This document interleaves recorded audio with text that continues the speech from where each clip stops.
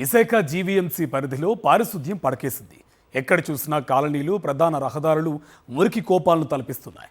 దీంతో ప్రజాప్రతినిధులు, అధికారుల తీరు పట్ల నగరవాసులు అసహనం వ్యక్తం చేస్తున్నారు. గ్రేటర్ విశాఖ మున్సిపల్ కార్పొరేషన్ పరిధిలో కొన్ని ప్రాంతాలు మురికి కోపాలను తలపిస్తున్నాయి.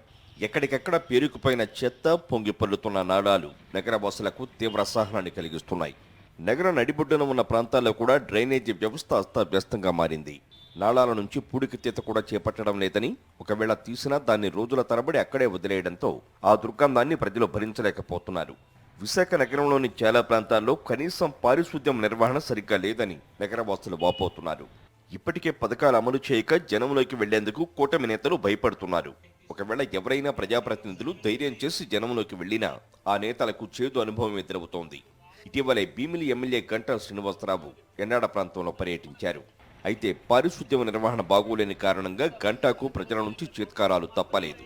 గతంలో ఎన్నడూ ఇలాంటి పరిస్థితి లేదంటున్నారు విశాఖ నగరవాసులు.